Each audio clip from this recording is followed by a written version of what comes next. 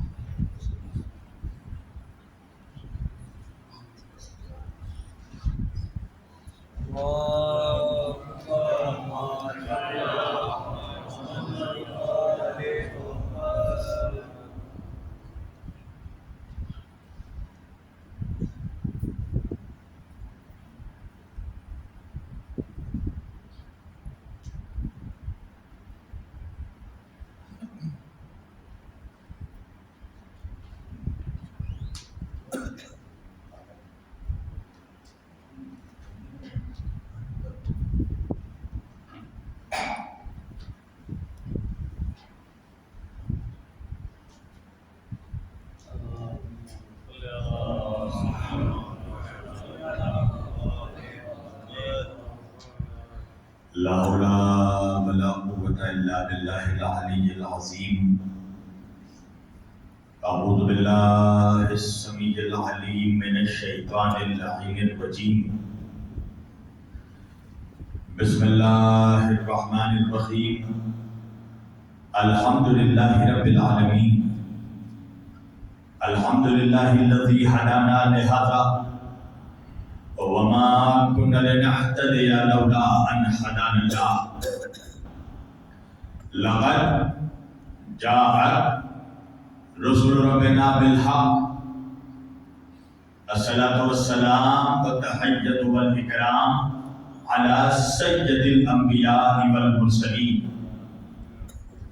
خاتم النبيين طه وياسين، شفيع المذنبين، امام الحرمین والقبلتین، وسیلتنا فی الدارین، صاحب کعبہ و قوسین، جد الحسن والحسین، محبوب رب المشرقین و رب المغربین، مولانا و مولا الثقلین، سیدنا و نبینا و شفیعنا و طبیبنا و حبیبنا و کریمنا و امامنا و ملجانا و مغیثنا و اولنا و اوسطنا و آخرنا و کلنا، حضور جناب ابو القاسم احمد مجتبی محمد مصطفیٰ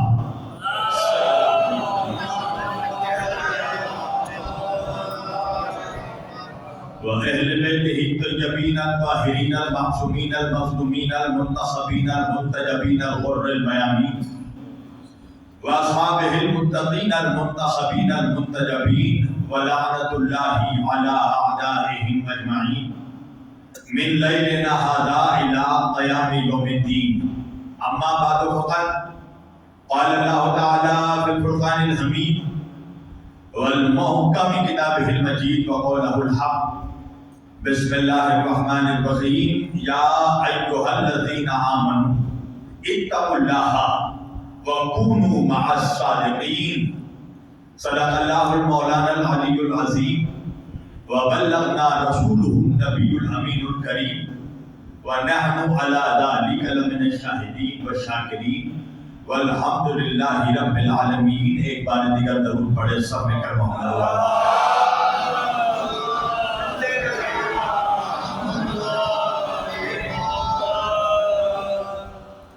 عزیزان گرامی قدر، آپ خدا سے گزارش ہے کہ ذرا سامنے سمٹ آئیں اور اگر بلا فصل ہو کر آپ آ جائیں۔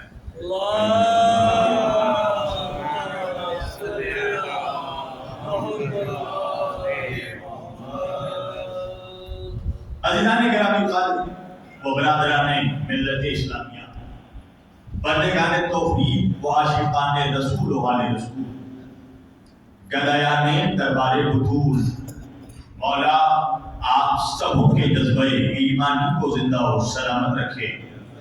ماشاءاللہ جس اشرہ مجالس اربعین کا آغاز سرزمین شاملی کرانہ مظفر نگر میں گزشتہ کل ہم کر چکے ہیں، آج وہ اپنے دوسرے مرحلے میں داخل ہو رہی ہے، اور ہم نے کل اپنے موضوع گفتگو کا اعلان کر دیا تھا کہ اس اشرے میں مسلسل ہم مومنین اور صدیقین کے موضوع پر گفتگو کریں گے، اور ہم نے اس اشرے کے لیے جس آیت باب ہدایہ کی تلاوت کا شرف حاصل کیا اور جسے اشرے کے لیے مجالس کے لیے ہم نے منتخب کیا، پروردگار عالم اپنی مقدس کتاب قرآن مجید فرقان حمید میں ارشاد فرما رہا ہے، بسم اللہ الرحمن الرحیم، یا ایھا الذین آمنوا، اے ایمان والو،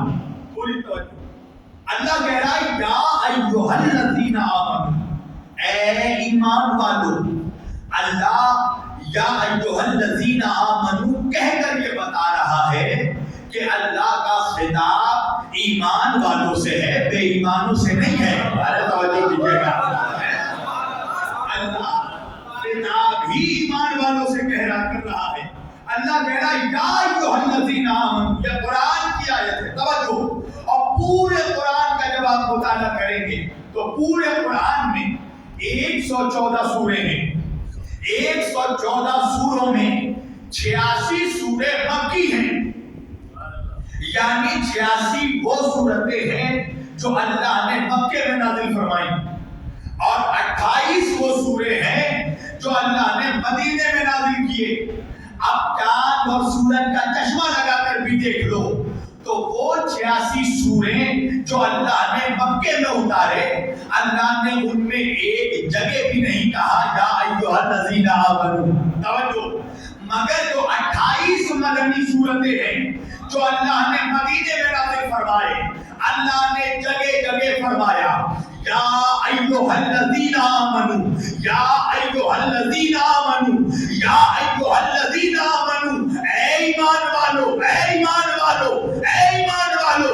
اللہ قرآن میں ہی سمجھا رہا ہے کہ دیکھو مکے میں اسلام تھا کہ 1400 برس پہلے اللہ نے قرآن میں یہ آیت نازل فرمائی، اور اللہ نے اپنے بندوں سے کہا کہ اے ایمان والو کونوا مع الصادقین، سچوں کے ساتھ ہو جاؤ۔ تو آیت ہوئی ہے نازل 1400 برس پہلے، تو سوال یہ ہے کہ اللہ نے 1400 برس پہلے کہا تھا کہ سچوں کے ساتھ ہو جاؤ، تو سوال یہ ہے کہ کیا 1400 برس کے بعد آج سارے مسلمان سچوں کے ساتھ ہو گئے؟ ارے توجہ کیجیے گا، کیا سارے مسلمان آج سچوں کے ساتھ ہو گئے؟ کہا نہیں مولانا، سارے مسلمان سچوں کے ساتھ نہیں ہوئے۔ دلیل کیا ہے؟ اگر سارے مسلمان سچوں کے ساتھ ہو گئے ہوتے تو آج مسلمانوں میں 73 فرقے نہ ہوتے، آج مسلمان اتنے فرقوں میں تقسیم نہ ہوا ہوتا، آج اتنے فرقے نہیں ہوتے مسلمانوں کے۔ اور جس فرقے کے مولوی کے پاس جاؤ وہی جنت کی ٹوکری لیے بیٹھا ہے، ہر کوئی اپنے آپ کو جنتی کہہ رہا ہے، تو 73 فرقوں کا وجود بتا رہا ہے کہ سب سچوں کے ساتھ نہیں ہوئے۔ اسی لیے میرے نبی نے بھی 1400 برس پہلے ارشاد فرمایا تھا، ستفترق امت، دیکھو میرے بعد میری امت فرقوں میں بڑھ جائے گی۔ 73 فرقے ہو گئے مسلمانوں کے، نبی فرماتے ہیں فرقتن کلہم فی النار، سب کے سب جہنم میں جائیں گے۔ توجہ، مولوی کہہ رہا ہے سب کے سب جنتی، اور نبی کہہ رہے ہیں سب کے سب جہنمی۔ توجہ، حضور کہہ رہے ہیں سارے کے سارے فرقے جہنم میں جائیں گے، الا ملۃ واحدہ، سوائے ایک فرقے کے جو نجات پائے گا، سوائے ایک فرقے کے جو جنت میں جائے گا۔ تو حق ہے میرے جوانوں کو کہ وہ مجھ سے پوچھے کہ مولانا وہ ایک فرقہ کون ہے جو جنت میں جائے گا؟ تو میرا جواب سننا، میری جان میں یہ تو نہیں بتاؤں گا کہ وہ ایک کون ہے جو جنت میں جائیں گے، مگر یہ ضرور بتاؤں گا کہ وہ 72 کون ہے جو جہنم میں جائیں گے۔ توجہ کیجیے گا۔ اب میرا نوجوان مجھ سے پوچھنے لگا مولانا وہ 72 کون ہے جو جہنم میں جائیں گے؟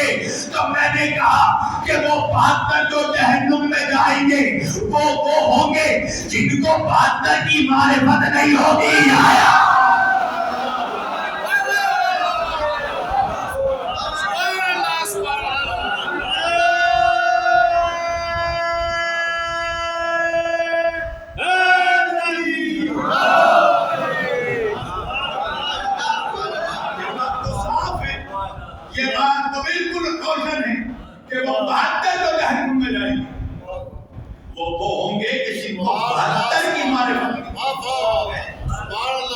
مسلمان کو فرقوں میں بٹنا اس بات کا اعلان ہے کہ مسلمان سب سچوں کے ساتھ نہیں ہوا.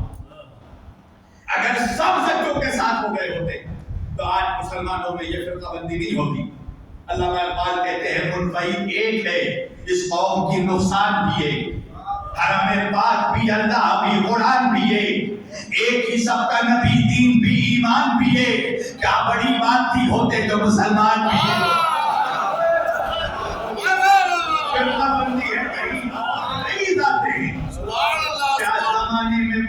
کی یہی باتیں ہیں. تو یہ 73 فرقوں کا وجود بتا رہا ہے کہ سب سچوں کے ساتھ نہیں ہوئے. تو حق ہے کہ میرا جوان مجھ سے پوچھنے لگا کہ مولانا یہ بتائیے کہ سچے کون ہیں, سچے کون ہیں. تو میں نے کہا میری جان اگر یہ پہچاننا ہے کہ سچے کون ہیں تو پہلے یہ پہچان لو کہ جھوٹے کون ہیں. آیا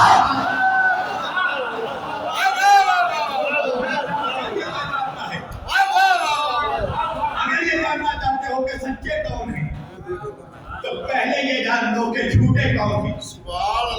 تو بھائی کیا تاریخ اسلام میں کوئی ایسا واقعہ ہے, کوئی ایسا میدان ہے جہاں سارے جھوٹے ایک ساتھ آ کر جمع ہو گئے ہوں؟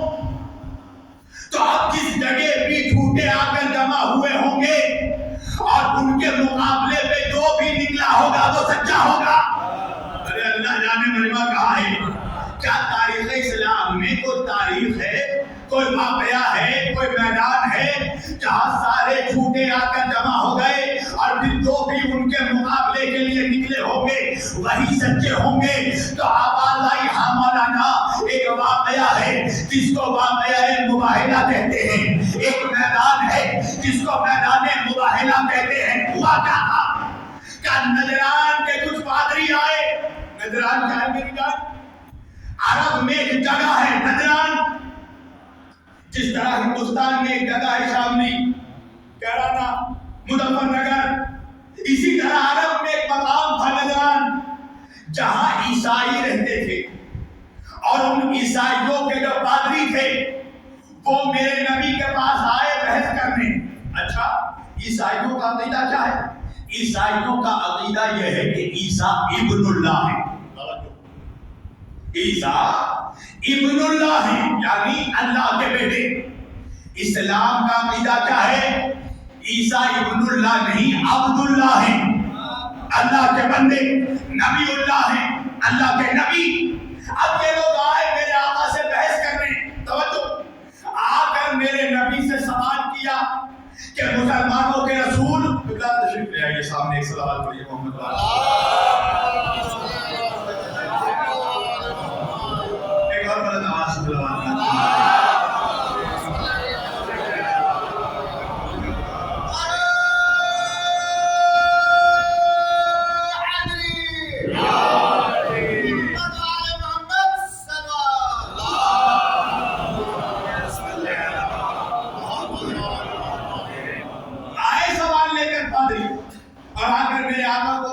مسلمانوں کے رسول ہمارا یہ عقیدہ ہے کہ عیسیٰ ابن اللہ اللہ کے بیٹے, اور آپ یہ کہتے ہیں کہ وہ عبداللہ ہیں اللہ کے بندے.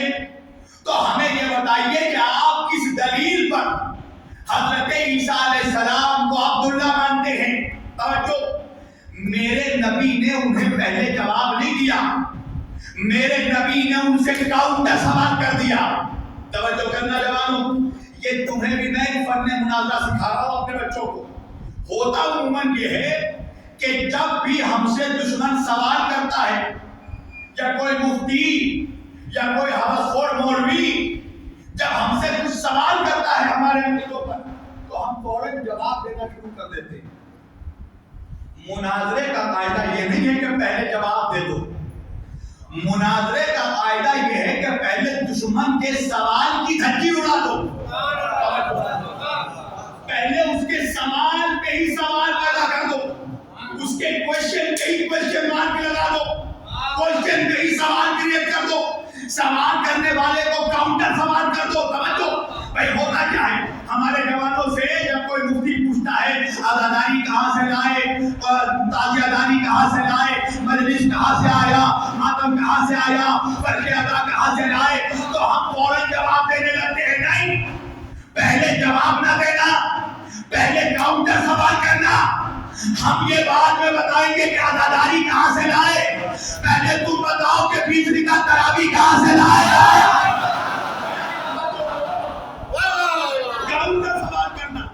وجہ یہ ہے کہ اللہ پہلے کرنے والوں سے نہیں پوچھتا, اللہ پہلے انکار کرنے والوں سے سوال کرتا ہے. دلیل کیا ہے بھائی؟ اللہ نے سارے فرشتوں کو حکم دیا آدم کے سامنے سجدہ کرو, سب کے سب سجدے میں چلے گئے الا ابلیس, سوائے شیطان کے. تو اللہ نے پہلے فرشتوں سے نہیں پوچھا کہ تم نے سجدہ کیوں کیا, اللہ نے پہلے ابلیس سے پوچھا تو نے انکار کیوں کیا. ارے نہیں پہنچا میرا مجمع. اللہ عزاداروں سے نہیں پوچھے گا تم نے عزاداری کیوں کی, پہلے مفتی سے پوچھے گا تم نے فتویٰ کیوں دیا.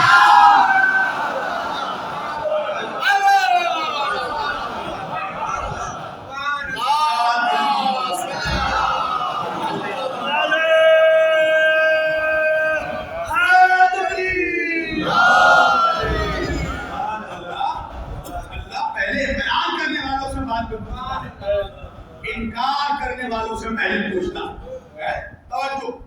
تو آئے میرے نبی کے پاس, کہا کہ آپ کس بنیاد پر عیسیٰ کو عبداللہ مانتے ہیں؟ تو میرے نبی نے کہا کہ پہلے تم یہ بتاؤ کہ تم کس بنیاد پر عیسیٰ علیہ السلام کو ابن اللہ مانتے ہیں. پوری توجہ. اب سننا جواب پادریوں کا. کہنے لگے وجہ یہ ہے کہ کیونکہ عیسیٰ علیہ السلام بغیر باپ کے پیدا ہوئے, تو بغیر باپ کے پیدا ہوئے تو اس لیے اللہ کے بیٹے ہیں. تو میرے نبی نے فوراً کاؤنٹر سوال کیا.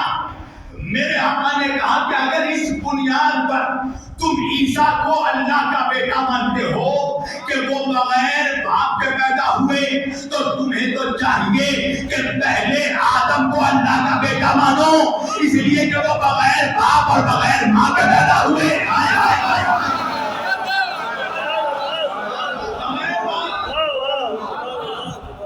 جو لوگ ذرا موبائل دیکھ رہے ہیں ان سے میری گزارش ہے کہ ذرا میرے چہرے کی طرف دیکھیں, صلوات پڑھیں محمد.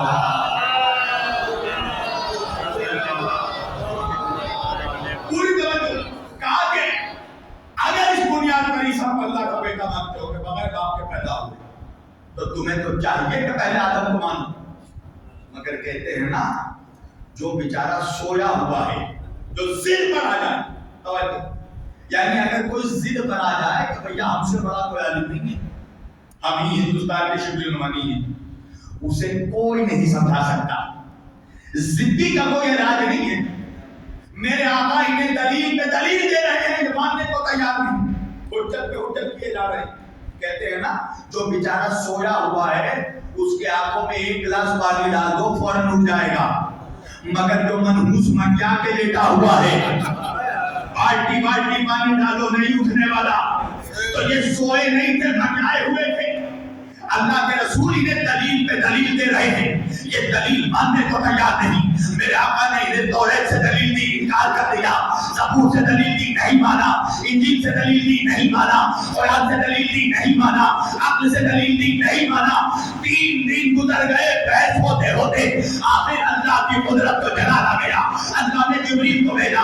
جبریل نے آ کے باتیں درود و سلام کے ارشاد فرمایا کہ اے میرے آقا, اللہ باتیں درود و سلام کے ارشاد فرماتا ہے کہ اب آپ ان سے مزید بحث نہ کریں. آپ 3 دنوں سے انہیں دلیل پہ دلیل دیتے جا رہے ہیں, یہ ماننے کو تیار نہیں. آپ انہیں عقل سے دلیل دیتے ہیں, یہ نہیں مانتے.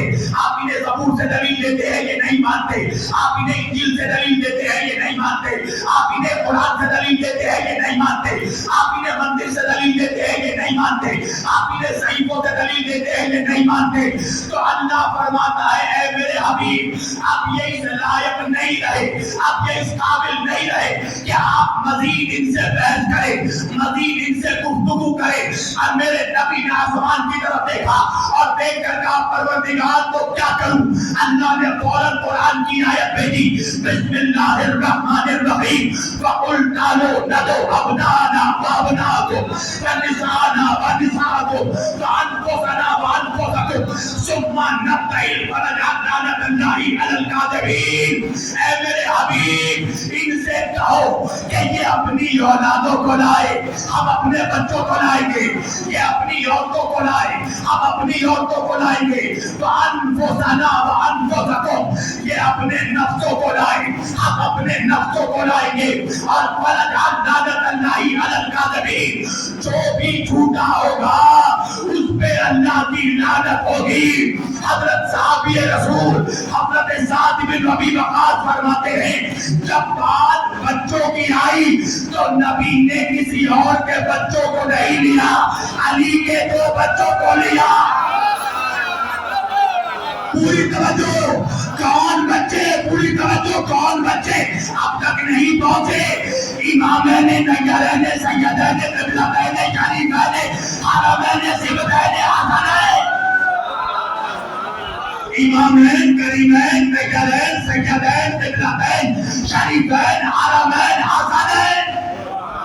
حسن و حسین کو لے کر نکلے، میں نے ہاتھ جوڑ کے کہا یا رسول اللہ کسی اور کے بچوں کو بھی لے جائیے، عرب میں ایسے بہت سے بوڑھے ہیں جن کو بڑھاپے میں بچے نصیب ہوئے، آپ فقط علی کے بچوں کو لے کر کیوں جا رہے؟ آواز آئی تم نے آیت نہیں پڑھی، اللہ آیت میں کہہ رہا ہے بچوں کو نہیں سچوں کو لے کر جا رہا ہے۔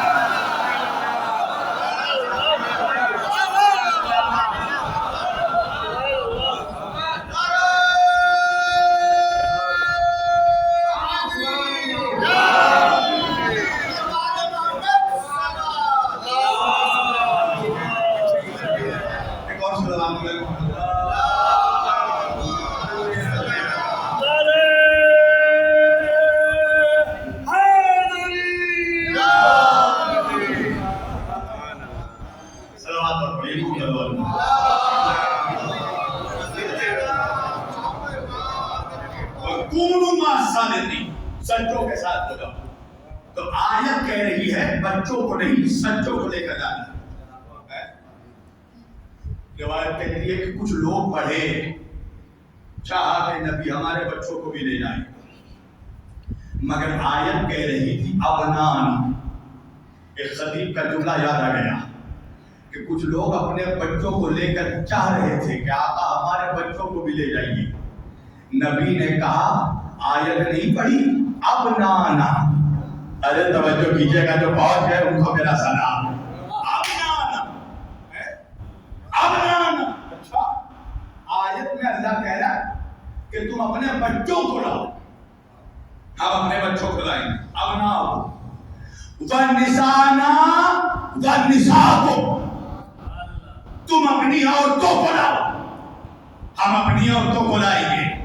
اچھا آیت میں اللہ نے بیٹی نہیں کہا، اس لیے کہ اللہ کو معلوم ہے مولوی کی طرح لوڑی مزاج ہے۔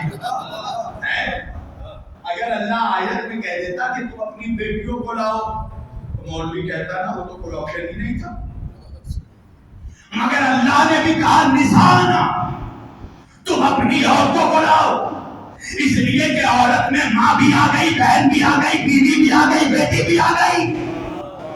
اور تاریخ اسلام لکھنے والوں نے لکھا کہ کم از کم نبی کی 10 سے 11 بیویاں گھر میں موجود تھی، مگر جب بات عورتوں کی آئی تو کسی اور عورت کو نہیں لیا، کسے لیا؟ فاطمہ زہرا صدیقۃ الکبریٰ،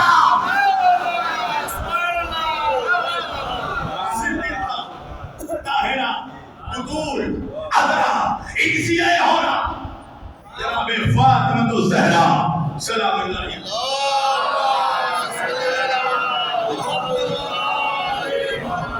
صرف شہزادی کو لیا۔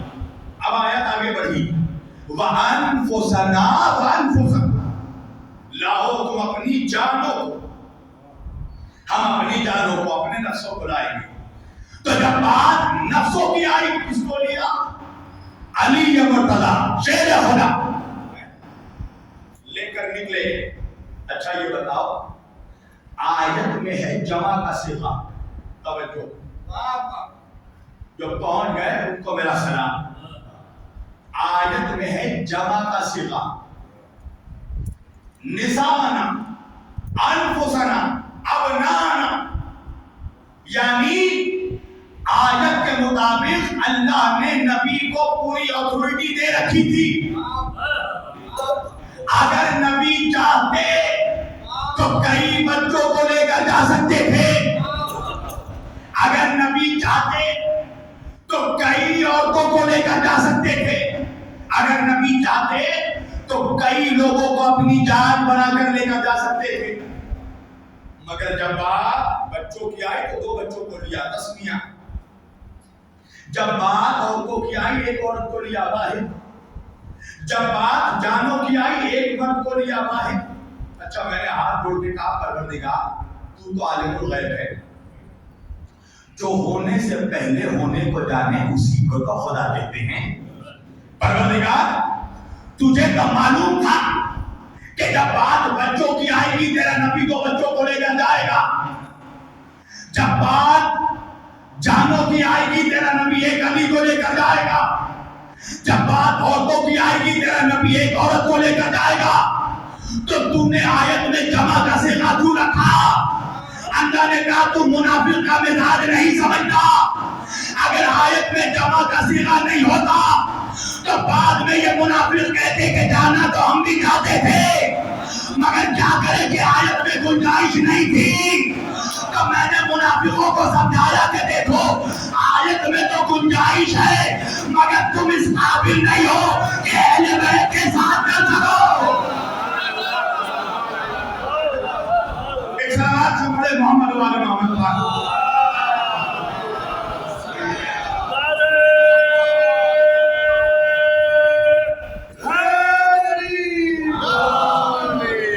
گنجائش ہے مگر تم اس قابل نہیں ہو کہ اہل بیت سے قدم ملا کر چل سکو.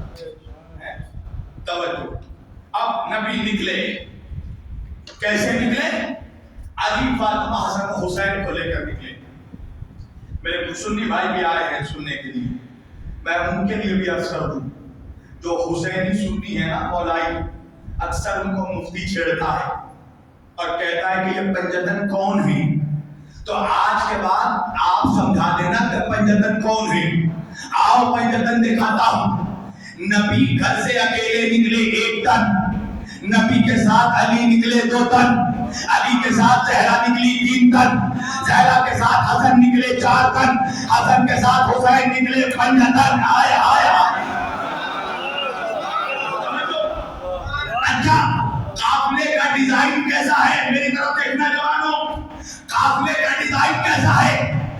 آگے آگے ہے نبی، نبی کی انگلی پکڑے ہیں امام حسن، نبی کے گود میں ہے امام حسین، نبی کے پیچھے ہے فاطمہ زہرا، فاطمہ زہرا کے پیچھے ہے علی مرتضی. ارے نہیں پہنچا گھرانہ کا مجمع، جملہ بدل کر کہہ دوں، آگے آگے ہے نبیوں کا سردار، انگلی پکڑے ہے جنت کا سردار، گود میں ہے شہیدوں کا سردار، نبی کے پیچھے عورتوں کی سردار، فاطمہ کے پیچھے ولیوں کا سردار.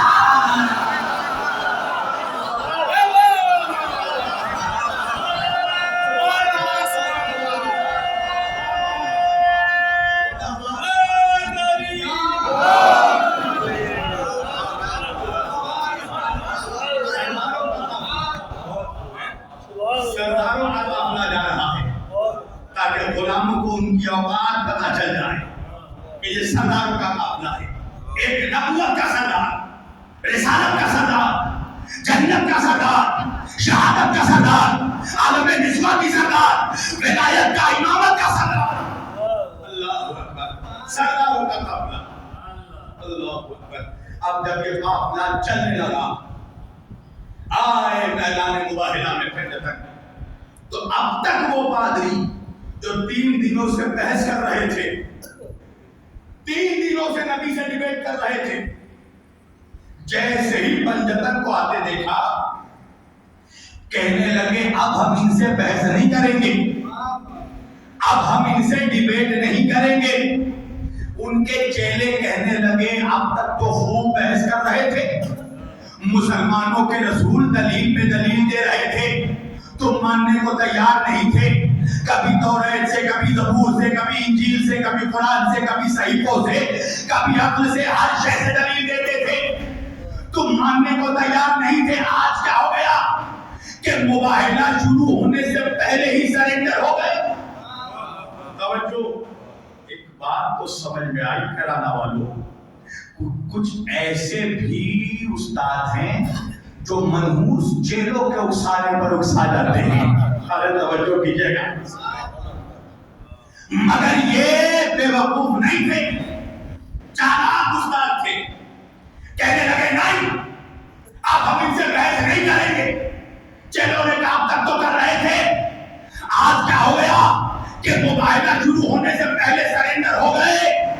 تو پادریوں نے کہا وجہ یہ ہے کہ ہم اپنی آنکھوں سے دیکھ رہے ہیں کہ مسلمانوں کے رسول آج اپنے ساتھ جن لوگوں کو لے کر آ رہے ہیں، ان کے چہرے کے نور کے جلال کو دیکھ کر ایسا پتا چلتا ہے کہ اگر یہ لوگ پہاڑ کی طرف اشارہ کر دیں تو پہاڑ کا سینہ پھٹ جائے۔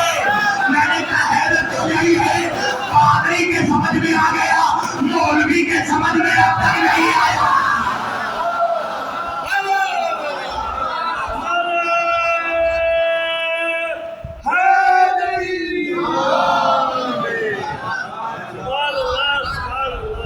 پادری کے سمجھ میں بات آ گئی، مولوی کے سمجھ میں اب تک بات نہیں آئی۔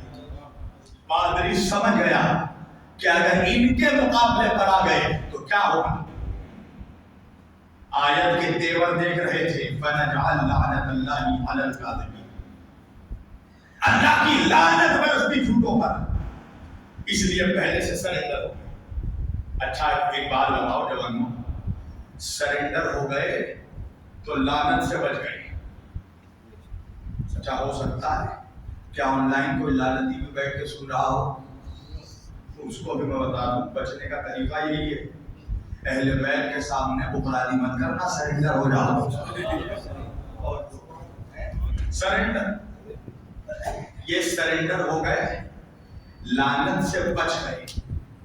اب سوال یہ اٹھتا ہے کہ اگر یہ سرنڈر نہ ہوتے اور اہل بیت کے مقابلے پر آ جاتے تو کیا ہوتا؟ کہ اللہ کی لعنت برستی، اللہ کی لعنت برستی۔ کیا ہوتا؟ کہ انسانوں کے چہرے کتوں میں تبدیل ہو جاتے۔ یہ جملہ میں واہواہی کے لیے نہیں پڑھ رہا ہوں، حقیقت بیان کر رہا ہوں۔ انسانوں کے چہرے مست ہو جاتے، نسلوں میں حرام جانور پیدا ہوتے۔ آپ لوگ بھی بڑے حیرت سے دیکھ رہے ہیں، چلیے ایک واقعہ سنا دوں۔ بابا خلیل احمد چشتی بنارسی، ان کی ایک بہت مشہور زمانہ کتاب ہے، جس کو ایک زمانے میں بینڈ بھی کیا گیا اور پھر وہ کیسے کیسے منظر عام پر آئی، میں تفصیل سے بتاؤں گا۔ اس کتاب کی ایک ایڈیشن ہمارے نانا مرحوم علامہ اقبال اعظمی صاحب کے پاس بچی، اور پھر پاکستان وہ اتنی ضعیف ہو گئی تھی کہ اگر پیج کھولا جائے تو اس کے برف پڑ جائے۔ اس کو پاکستان میں بھیج کے نئے طور پر شائع کیا گیا، اور اس کے بعد نوگاوا سے وہ اس کی نیو ایڈیشن چھپی، مولا اور مافیا۔ ہو سکتا ہے یہاں پر بھی آپ کو یاد ہو جائے۔ اور ان کی ایک اور کتاب ہے قول فیصل، بابا خلیل احمد بنارسی۔ ایک عجیب واقعہ لکھا ہے انہوں نے، قاتلان امام حسین کا انجام لکھا، اللہ اکبر۔ اس میں سے ایک واقعہ میں سناتا ہوں آپ کو۔ وہ لکھتے ہیں کہ کربلا میں ایک شخص گیا تھا کوفے سے،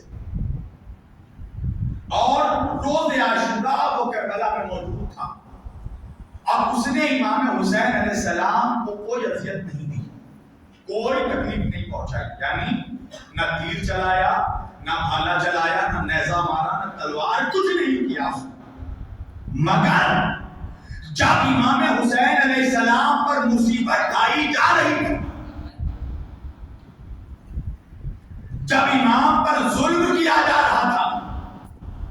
جب امام کو نیزوں سے، تلواروں سے، تیروں سے اذیت دی جا رہی تھی تو یہ دور سے کھڑے ہو کر دیکھ کر مسکرا رہا تھا. توجہ، یہ تماشا دیکھ کر یہ تماشا دیکھ رہا تھا، مسکرا رہا تھا امام کو مصیبت میں دیکھ کر، یعنی انجوائے کر رہا تھا. آپ سمجھ رہے ہیں؟ یعنی نہ تو اس نے کوئی ظلم کیا، نہ تیر چلایا، تلوار، نیزہ، بھالا، کچھ نہیں، مگر جب مصیبت آ رہی تھی، ظلم ہو رہا تھا امام پر، تو یہ دور سے دیکھ کر مسکرا رہا تھا. بابا خلیل احمد لکھتے ہیں کہ یہ رہنے والا کوفے کا تھا. عاشور کے بعد یہ اپنے شہر، اپنے گھر واپس آیا کوفے میں، اور آنے کے بعد رات کو بستر میں سونے گیا. وہ فرماتے ہیں کہ جب وہ رات کو بستر میں سویا تو خواب میں دیکھا کہ اللہ کے رسول تشریف لائے، رسول اللہ تشریف لائے ہیں، اور آ کر حضور نے اس کے چہرے پر تھوک دیا. اللہ اکبر، تھوک دیا. نبی کریم نے اس کے چہرے پر، رحمت عالم نے تھوک دیا.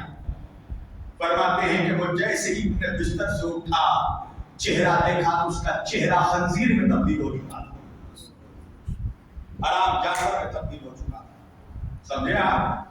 یہ تو ایک چھوٹا موٹا عذاب بتایا میں نے. اہل بیت سے ٹکرانے کا جو عذاب ہے وہ عذاب تو خدا ہی جانے. توجہ، تو کیا ہوتا اگر یہ پادری آ جاتے اہل بیت کے مقابلے پر؟ حرام جانوروں میں تبدیل ہو جاتے، نسلوں میں حرام جانور پیدا ہوتے.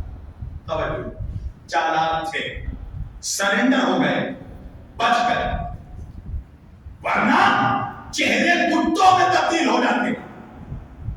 آپ بڑے حیرت سے دیکھ رہے ہیں مجھے. چلیے کچھ چیزیں میں آج کھول کھول کے پڑھ رہا ہوں. میں تو یوں بھی کھولنے میں بدنام ہوں. چلیے کچھ چیزیں کھول کھول کے پڑھتا ہوں. آئیے آپ کی باتیں میں حل کروں. آپ بھی امتحان نہیں کر چھوڑیں گے میرا. ایک منظر دکھاتا ہوں آپ کو. جنگ خندق، پوری جنگ نہیں، کچھ اشارے دوں گا اور اپنے ٹاپک سے ریلیٹ کر دوں گا. جنگ خندق کیا ہوا کہ دشمنان اسلام تعداد میں بہت زیادہ ہے، لشکر میں بہت زیادہ ہے، اور اپنے ساتھ بہت بڑے پہلوان کو لے کر آئے، عامر ابن عبداللہ. توجہ، جناب سلمان فارسی نے اللہ کے رسول صلی اللہ علیہ وآلہ وسلم کو مشورہ دیا.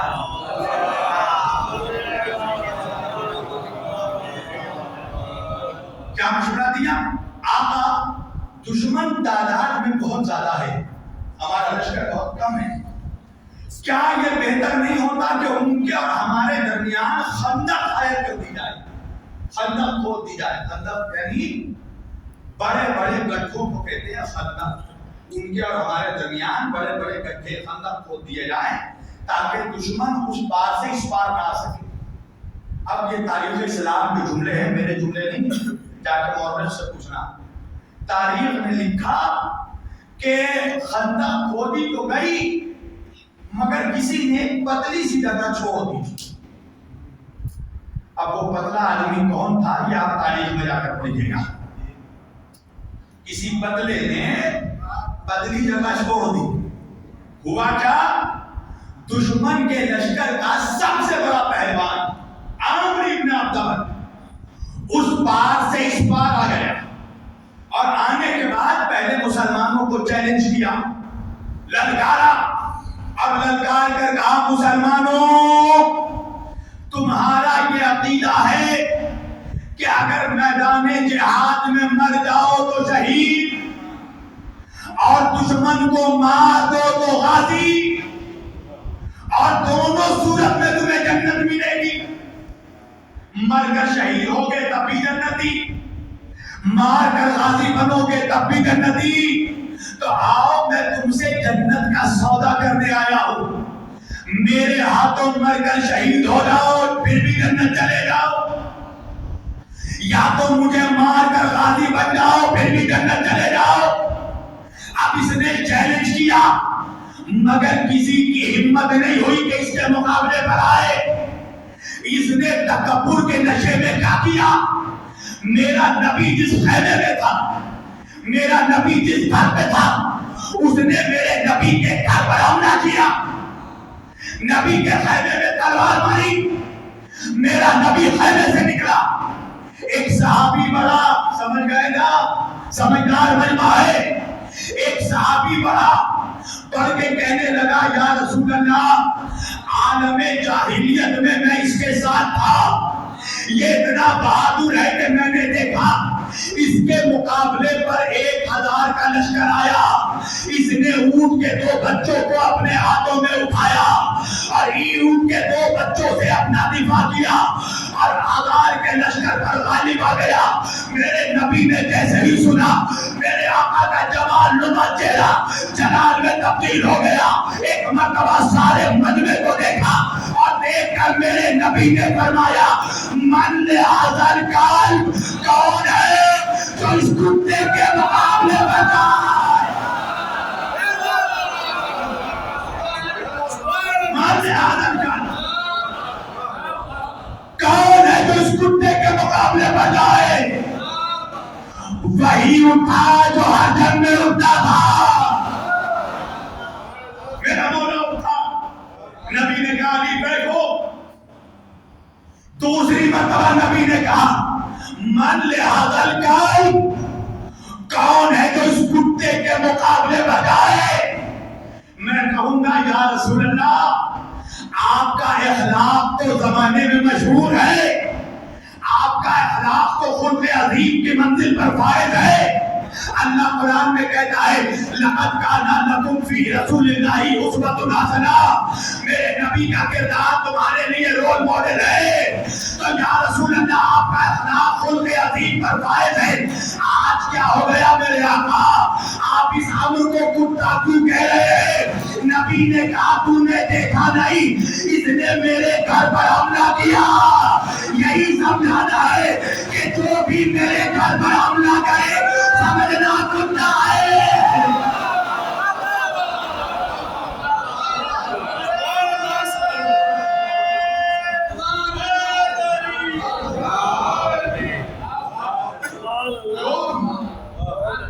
جب بھی جس زمانے میں بھی جہاں بھی جو میرے گھر پر حملہ کرے سمجھنا کتا ہے. مان لہذا القلب, کون ہے جو اس کتے کے مقابلے پر جائے؟ علی کھڑے ہوئے, کہا بیٹھو علی. دوسری مرتبہ کہا من لہذا القلب, کون ہے جو اس کتے کے مقابلے پر جائے؟ پھر علی کھڑے ہوئے, کہا علی بیٹھو. تیسری اور آخری مرتبہ نبی نے کہا من لہذا القلب, کون ہے جو اس کتے کے مقابلے پر جائے؟ پھر علی کھڑے ہوئے. اب نبی نے کہا علی جاؤ. میں کہوں گا یا رسول اللہ پہلی بار میں ہی علی اٹھ گئے تھے, بھیج دیتے. یہ 3 مرتبہ تکرار کیوں کی؟ نبی نے کہا تم منافق کا مزاج نہیں جانتا. اگر پہلی بار میں علی کو بھیج دیتا تو منافق بعد میں کہتا جانا تو ہم بھی چاہتے تھے مگر چانس ہی نہیں ملا.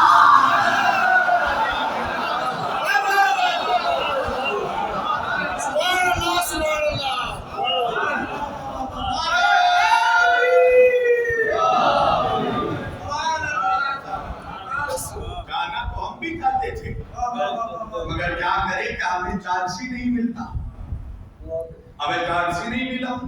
ورنہ ہم بھی بتاتے کہ ہم بھی عرب کے ٹیم سلطان ہیں. نبی نے کہا دیکھو چانس دیا, 1 بار نہیں 3 بار دیا. ارے نہیں پہنچا شاملی, 3 بار دیا, تینوں کو دیا.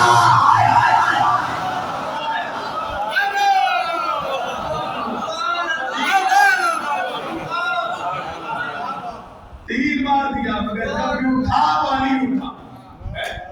اب جب تیسری مرتبہ علی اٹھے کہا علی اب آپ جائیے. توجہ.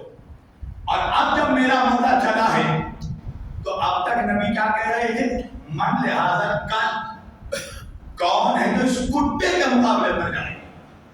مگر جب علی جانے لگے تو نبی نے جملہ بدل دیا. اب جب علی جانے لگے تو نبی نے کہا برز الایمان کلو الی الکفر کلو. اب کل ایمان کل کفر کے مقابلے پر جا رہا ہے. اب مکمل ایمان مکمل کفر کے مقابلے پر جا رہا ہے. مسلمانوں نبی نے ایمان سنایا نہیں ہے, خندق میں دکھایا ہے.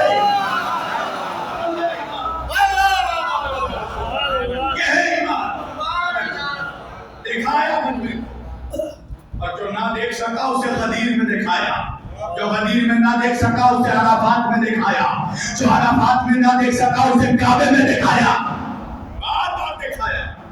کہ دیکھو کمپلیٹ ایمان کمپلیٹ کفر کے مقابلے پر جاتا ہے. برازل ایمان کلو الی الکفر کلو. اب علی گئے امر کے مقابلے پر. توجہ کیا ہوا؟ امر نے مولا کو دیکھا اور دیکھنے کے بعد ایک مرتبہ تکبر میں کہنے لگا کہ کیا لشکر اسلام میں اب کوئی پہلوان نہیں بچا، کوئی بہادر سپاہی نہیں بچا جو تیرے جیسے کمسن کو بھیج دیا؟ اچھا یہ جتنے منحوس ہیں نا یہ سب عمر کو لے کر پڑ جاتے ہیں. ارے جو پہنچ گئے یار شاہ نہیں پہنچتا. ارے جو صلوات پڑھیے محمد والے محمد نہیں پہنچا.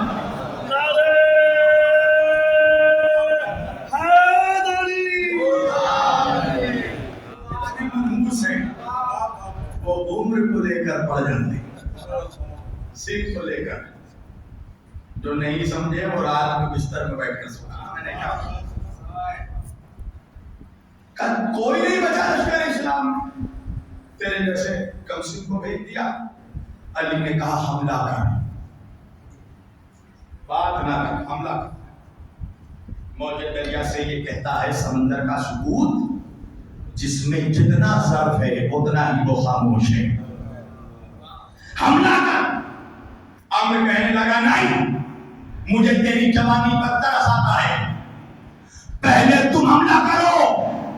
علی نے کہا کہ اگر میں نے پہلے حملہ کر دیا تو پھر تو حملہ کر نہیں پائے گا، اس لیے کہ میں کسی اور ابو کا نہیں، ابو طالب کا بیٹا ہوں.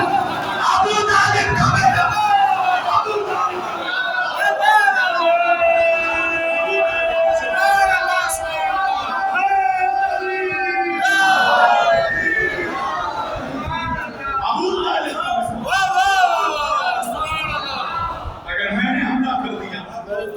تو پھر تو حملہ نہیں کر پائے گا. اچھا کیا کیا اس نے؟ پھر حملہ کیا، جنگی پیدرے دکھائے. کیا کیا منحوس نے؟ ایک ضربت لگائی، ایک تلوار کا وار کیا اور گھوڑے کے چاروں ٹانگوں کو ایک بار میں کاٹ دیا. مولا نے ایک میزبان جا کر تڑپتے دیکھا. جلال آیا اللہ کے شیر کو. ایک مرتبہ علی نے کہا کہ اب میں حملہ کر رہا ہوں، بچ سکتا ہے تو بچ کر دیکھا.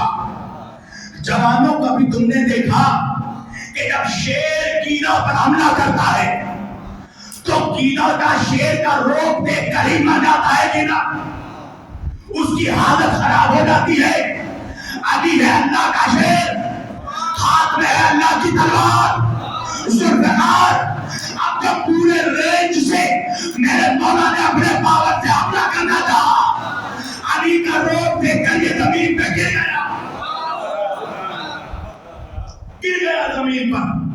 علی امر کے سینے پر چڑھے. کیا ہوا آپ سبوں کو پتا ہے. منحوس نے مولا کے شان میں گستاخی کی. علی اترے سینے سے، اتر کر ٹہلنے لگے. ٹہل رہا ہے میرا مولا. ٹہلنے کے بعد ایک مرتبہ پھر سینے پر چڑھے، حملہ کیا، 2 حصوں میں تقسیم کر دیا، بیچ سے چیر ڈالا. ارے نہیں پہنچا مجمع، یہ ہے حیدر. نہیں پہنچے. شیروں کی الگ الگ قسم ہے. شیر اگر بیٹھا ہو تو اسد ہے، شیر اگر شکار کو دیکھ رہا ہے تو زحم ہے، شیر شکار کی طرف بڑھ رہا ہے تو زرقام ہے، شیر شکار پر حملہ کر دے تو عباس ہے، شیر شکار کو چیر دے تو حیدر.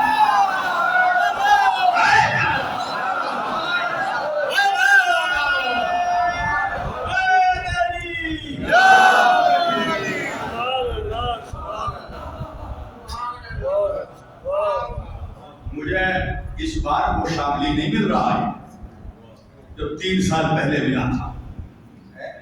سب خیریت تو ہے یا نعروں کا بائیکاٹ ہے؟ مجھے تو وہ مجلس پسند ہی نہیں آتی جہاں علی کا نعرہ لگنے میں لوگ کوتاہی کریں. آج علی کا نعرہ نہیں لگاؤ گے تو کب لگاؤ گے جوانوں؟ یہ دور ابن زیاد کا نہیں ہے، یہ دور امام زمانہ کی حکومت کا ہے.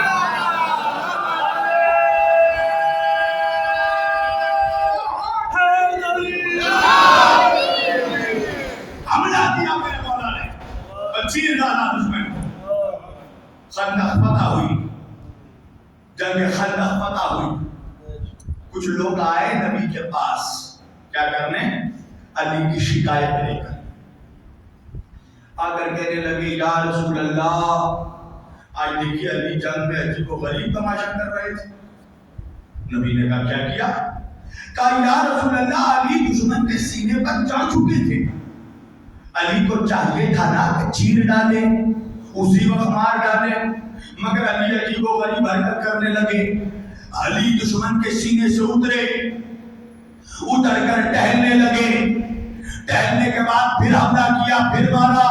یا رسول اللہ ہمیں بڑی فکر ہو رہی تھی اگر کچھ ہو جاتا تو علی کو پیچھے سے دشمن مار دیتا تو پیچھے سے حملہ کر دیتا تو کیا ہوتا؟ نبی نے کہا کہ حملہ علی نے کیا ہے، پوچھ مجھ سے رہے ہو، جاؤ علی کو بلاؤ، علی کو بلاؤ. مولا کو بلایا گیا. رسول اللہ نے کہا یا علی یہ لوگ تیری شکایت لائے ہیں کہ تم دشمن کے سینے پر چڑھ چکے تھے، پھر ادھر کر ٹہلنے لگے، پھر حملہ کیا، پھر مارا. علی نے کہا یا رسول اللہ آپ تو جانتے ہیں نا کہ علی کی تلوار ہمیشہ اللہ کی رضا کی خاطر چلتی ہے. یا رسول اللہ میں اس کے سینے پر چڑھ کر رضا الہی کی خاطر اسے مارنا چاہتا تھا. اس نے میرے شان میں گستاخی کی، اللہ کی رضا پر میرا جلال غالب آ گیا. میں ادھر کر ٹہلنے لگا. جب میرا جلال ٹھنڈا ہوا اور اللہ کی رضا غالب آئی تو میں نے دوبارہ حملہ کیا اور بیچ سے اسے چیر ڈالا. نبی نے ملبے کو دیکھا اور دیکھ کر کہا ضربت علی جنینا یوم الخندق افضل من عبادت الثقلین. علی کی خندق میں تلوار کی ایک ضربت دونوں جہان کے عبادتوں سے افضل ہے. تو مسلمانوں اس علی کی تلوار کا ایک وار جو جہان سے افضل ہو اس علی کا مقابلہ دھکے دھکے کا ملا کیسے کرے گا؟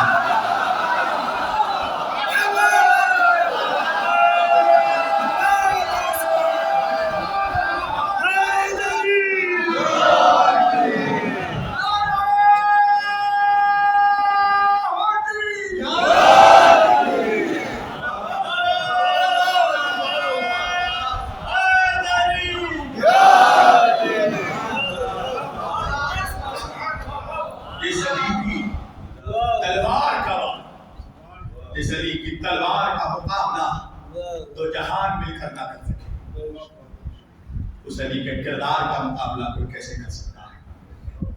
عزیزان گرامی حقیقت یہی ہے کہ لوگ علی کے اور اولاد علی کے جو دشمن ہوئے وہ ان کے فضائل کی حسد میں، ان کے عظمتوں کی حسد میں کہ اللہ نے جن عظمتوں سے انہیں نوازا نہ کائنات میں ان سے پہلے کسی کے پاس، اور ان سے پہلے تو خدا کے علاوہ کوئی تھا ہی نہیں. یہ جملہ مجھے کہنا ہی نہیں چاہیے. کائنات میں اللہ نے وہ عظمتیں کسی کو نہیں جو عظمتیں اہل بیت کے پاس تھی. اس لیے میرے مولا سجاد نے فرمایا تھا کہ اگر قرآن میں ہماری مذمت بھی ہوتی تو بھی لوگ ہم سے اتنی دشمنی نہیں رکھتے جتنی دشمنی ہم سے اس لیے کی گئی کہ اللہ نے قرآن میں ہمارے اعمال محمد کی عظمت بیان کی. حضرت نے مظلوم کربلا یہ حسد تھا، یہ حسد تھا جس حسد کا انجام لوگوں نے کربلا میں دیکھا. جب میرا مولا آخر میں میرا مولا خطبہ دے رہا ہے اور مولا حسین نے جب حجت تمام کی تو یہی سوال کیا کہ کیا تم نہیں جانتے کہ میں کون ہوں؟ تو لشکر یزید آواز دے رہی تھی ہم جانتے ہیں کہ آپ ہمارے رسول کے نواسے ہیں، آپ فرزند رسول ہیں، ہم جس کا کلمہ پڑھتے ہیں آپ اس کی اولاد ہیں. امام نے کہا تو پھر تم میرے قتل پہ آمادہ کیوں مجھے قتل کرنا چاہتے ہو؟ ایک آواز سب نے مل کر دی بغض لابیک، آپ کے باپ کے بغض. اب بغض ایسا تھا کہ جو بغض ٹھنڈا نہ ہو سکا. امام حسین علیہ السلام کو ان کے بچوں کو قتل کرنے کے بعد بھی ان کا بغض ٹھنڈا نہیں ہوا. عزیزانو، ہم سمجھتے ہیں کہ کربلا میں ظلم کی انتہا، حقیقت یہ ہے کہ کربلا میں تو ظلم کی شروعات ہوئی ہے، انتہا تو کربلا کے بعد۔ آپ بھی یہاں پر آئے ہیں، آپ کے بھی چھوٹے چھوٹے بچے ہوں گے، انصاف سے بتائیے گا، ایک باپ کو اپنی بیٹی سے بڑی محبت ہوتی ہے۔ اگر آپ کے سامنے کوئی آپ کی بیٹی کو تماچا مار دے، کبھی سوچئے گا کہ دل پر کیفیت کیا ہوگی، اور وہ بھی وہ بیٹی جو بہت نازوں سے پلی۔ حضرت حسین نے اللہ سے دعا کی تھی کہ پروردگار مجھے ایک ایسی بیٹی عطا کر جو میرے دل کے لیے سکون کا سبب بنے۔ اللہ نے بیٹی سے جب نوازا تو امام نے اس کا نام بھی سکینہ رکھا، سکینہ، حسین کے دل کا سکون۔ اللہ اکبر، وہ بچی جسے حسین اپنے سینے پر سلاتے تھے، حسین کے گود سے اٹھتی تھی، عباس اپنے گود میں لیتے تھے، عباس کے گود سے اٹھتی تھی، اکبر اپنے گود میں لیتے تھے۔ عزیزان، حسین جب حج کو عمرے سے تبدیل کر کے مکے سے کوفے کی طرف آ رہے تھے تو راستے میں جناب مسلم کی شہادت کی خبر ملی۔ حسین نے قافلہ روک دیا، عباس علمدار آئے، آ کے پوچھا آقا قافلہ کیوں روک دیا آپ نے؟ حسین نے کہا کہ جو میں دیکھ رہا ہوں دیکھنا چاہتے ہو؟ حسین نے 2 انگلیوں کا اشارہ کیا۔ کیا منظر دیکھا کہ دارالعمارہ کے چھت سے سفیر حسین کو پھینکا جا رہا ہے۔ عباس کو جنازہ آیا، ایک مرتبہ تلوار کے نیام میں ہاتھ رکھا کہ مولا اجازت دیجیے تو میں کوفہ پہنچوں، اپنے بھائی مسلم کی مدد کروں۔ حسین نے کہا عباس ایک مرتبہ غور سے نیچے دیکھو، ارے تم سے پہلے میری ماں فاطمہ زہرا آجا میرے مسلم۔ حسین نے ایک مرتبہ شہزادی زینب کو بلایا، کہا کہ شہزادی میری بہن جاؤ مسلم کی بیٹی عتیقہ کو لے کر آؤ۔ شہزادی زینب جناب مسلم کی بیٹی جناب عتیقہ کو لے کر آئی۔ حسین نے مسلم کی بچی کو اپنے گود میں اٹھایا، مسلم کی بچی کا سر سہلایا، کہا کہ زینب ذرا نئی نئی بوندے بالیاں لاؤ۔ مسلم کی بیٹی کی پرانی بالیاں اتاری گئی، نئے گوشوارے پہنائے گئے۔ عزیزانو سنو گے، دور سے یہ منظر سکینہ دیکھ رہی تھی۔ سکینہ نے یہ سمجھ لیا کہ جب کوئی بچی یتیم ہوتی ہے اس کے ساتھ ایسا ہی سلوک کیا جاتا ہے، یتیموں کو نئے گوشوارے پہنائے جاتے ہیں۔ ارے سکینہ کو کیا پتا تھا جب کربلا میں سکینہ یتیم ہوگی، ارے کوئی پرزہ نہیں دے گا، ارے بالیاں پہنائی نہیں جائے گی، گوشوارے دودھ دیے جائیں گے۔ سکینہ کہتے رہے گی بابا میرے بابا۔